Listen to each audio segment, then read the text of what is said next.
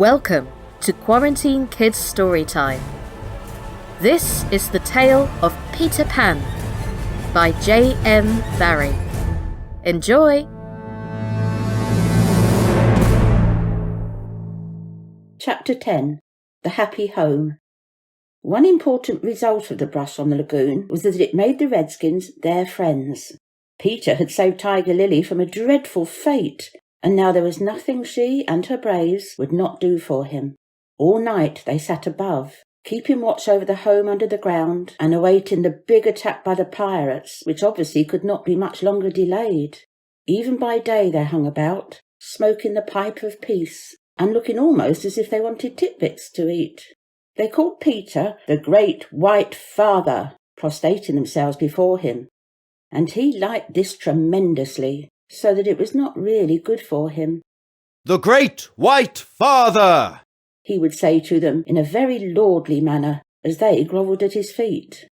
"Is glad to see the Pickaninny warriors protecting his wigman from the pirates." Me, Tiger Lily. Peter Pan save me. Me his very nice friend. Me no let pirates hurt him. She was far too pretty to cringe in this way, but Peter thought it his due, and he would answer condescendingly, "It is good. Peter Pan has spoken." Always when he said, "Peter Pan has spoken," it meant that they must now shut up, and they accepted it humbly in that spirit. But they were by no means so respectful to the other boys, whom they looked upon as just ordinary braves. They said, "How do?" to them, and things like that. And what annoyed the boys was that Peter seemed to think this all right. Secretly, Wendy sympathised them with a little, but she was far too loyal a housewife to listen to any complaints against father. "Father knows best," she always said, whatever her private opinion must be. Her private opinion was that the Redskins should not call her a squaw. We have now reached the evening that was to be known among them as the Night of Nights, because of its adventures and their upshot. The day, as if quietly gathering its forces, had been almost uneventful, and now the Redskins in their blankets were at their posts above, while below the children were having their evening meal. All except Peter, who had gone out to get the time. The way you got the time on the island was to find the crocodile and then stay near him till the clock struck. The meal happened to be a make-believe tea, and they sat around the board guzzling in their greed. And really, what with their chatter and recriminations, the noise, as Wendy said, was positively deafening.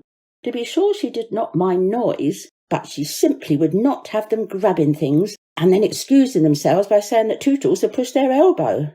There was a fixed rule that they must never hit back at meals, but should refer the matter of dispute to Wendy by raising the right arm politely and saying, "I complain of so-and-so." But what usually happened was that they forgot to do this, or did it too much. "Silence!" cried Wendy, when for the 20th time she had told them that they were not all to speak at once. "Is your mug empty slightly, darling?" "Not quite empty, Mummy." "He hasn't even begun to drink his milk." This was telling, and slightly seized his chance. "I complain of Nibs," he cried promptly. John, however, had held up his hand first. "Well, John?" "May I sit in Peter's chair, as he is not here?" "Sit in Father's chair, John? Certainly not." "He's not really our father. He didn't even know how a father does till I showed him." We complain of John," cried the twins. Tootles held up his hand. He was so much the humblest of them. Indeed, he was the only humble one, that Wendy was specially gentle with him. "I don't suppose that I could be father." "No, Tootles." Once Tootles began, which was not very often, he had a silly way of going on. "As I can't be father, I don't suppose, Michael, you would let me be baby?" "No, I won't," Michael rapped out. He was already in his basket. "As I can't be baby, do you think I could be a twin?" "No, indeed, awfully difficult to be a twin." "As I can't be anything important, would any of you like to see me do a trick?" "No," they all replied. Then at last he stopped. I haven't really any hope, he said. The hateful telling broke out again. Slightly is coughing on the table. The twins began with cheesecakes. Curly is taking both butter and honey. Nibs is speaking with his mouth full. I complain of the twins. I complain of Curly. I complain of Nibs. Oh dear. I'm sure I sometimes think that spinsters are to be envied. She told them to clear away and sat down to her work basket, a heavy load of stockings and every knee with a hole in it, as usual. Wendy, I'm too big for a cradle. I must have someone in a cradle, and you are the littlest. A cradle is such a nice homely thing to have about a house. While she sewed, they played around her. Such a group of happy faces and dancing limbs lit up by that romantic fire. It had become a very familiar scene, this, in the home under the ground, but we are looking on it for the last time. There was a step above, and Wendy, you may be sure, was the first to recognise it. Children, I hear your father's footstep. He likes you to meet him at the door. Above, the redskins crouched before Peter. Watch well, braves, I have spoken. And then, as so often before, the gay children dragged him from his tree, as so often before, but never again. He had brought nuts for the boys, as well as the correct time for Wendy. Peter, you just spoil them, you know. Ah, old lady. It was me told him mothers are called old lady. Michael whispered to Curly. I complain of Michael, said Curly instantly. The first twin came to Peter. Father, we want to dance. Dance away, my little man, said Peter, who was in high good humour. But we want you to dance. Peter was really the best dancer among them, but he pretended to be scandalised. Me? My old bones would rattle. And Mummy too. What? The mother of such an armful dance? But on a Saturday night. It was not really Saturday night, or at least it may have been, for they had long lost count of the days. But always, if they wanted to do anything special, they said this was Saturday night, and then they did it. Of course, it is Saturday night, Peter, Wendy said, relenting. People of our figure, Wendy? But it is only among our own progeny. True. So they were told they could dance, but they must put on their nighties first. Ah, old lady, Peter said aside to Wendy, warming himself by the fire and looking down at her as she sat turning a heel. There is nothing more pleasant of an evening for you and me, when the day's toil is over, than to rest by the fire with the little ones nearby. It is sweet, isn't it, Peter? Peter, I think Curly has your nose. Michael takes after you. She went to him and put her hand on his shoulder.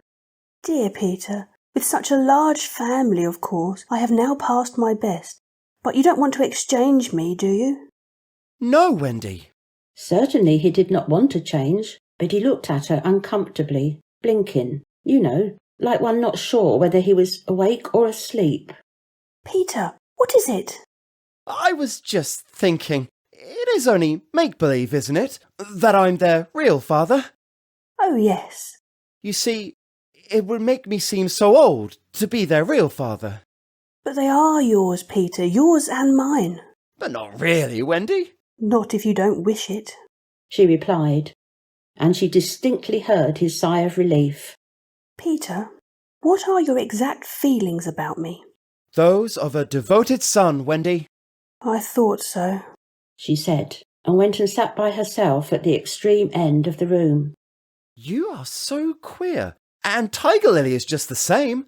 There is something she wants to be to me, but she says it's not my mother. No, indeed it is not, Wendy replied with frightful emphasis. Now we know why she was prejudiced against the redskins. Then what is it? It isn't for a lady to tell. Oh, very well. Perhaps Tinkerbell will tell me. Oh, yes, Tinkerbell will tell you. She is an abandoned little creature. Here Tink, who was in her bedroom, eavesdropping, squeaked out something impudent.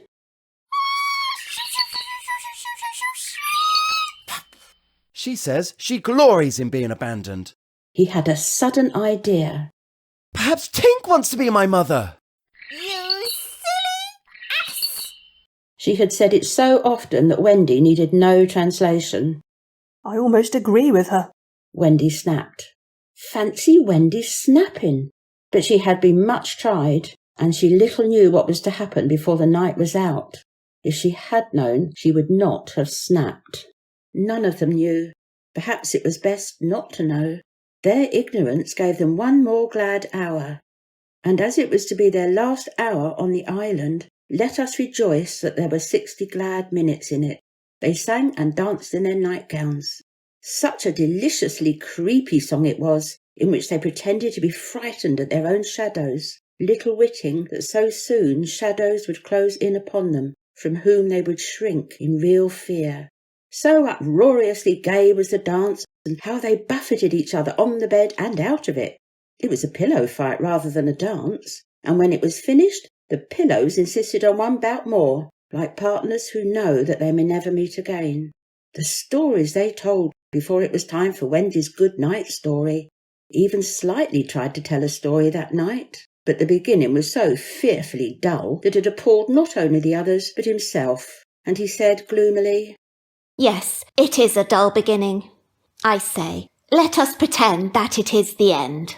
And then at last they all got into bed for Wendy's story, the story they loved best, the story Peter hated. Usually when she began to tell this story, he left the room or put his hand over his ears. And possibly, if he had done either of those things this time, they might all still be on the island. But tonight he remained on his stool, and we shall see what happened. That was Chapter 10 of Peter Pan by JM Barrie. What is Peter's secret? Tune in next week to find out what happens next. The narrator was Christine Hounslow. Peter Pan was Jimmy Dean. Tiger Lily, Curly and Twin 2 was played by Christine Hepworth-James. Wendy was played by Alice J. Crouch. Slightly and Michael was played by Claire Coull. Nibs and Tinkerbell was played by Sophie Methuen-Turner. John was played by Emma Howarth. And Tootles was played by Andrea Rose. If you are enjoying this tale and want to donate directly to Great Ormond Street Hospital, whom we are fundraising for, please do so via the Just Giving link in the description box. In his lifetime, JM Barrie donated his royalties to Great Ormond Street Hospital in order to bring smiles to sick children's faces. We are following in his footsteps this time, and we want to encourage every single one of you out there to donate to keep this wonderful hospital going. Take care of yourselves, everybody, and stay safe.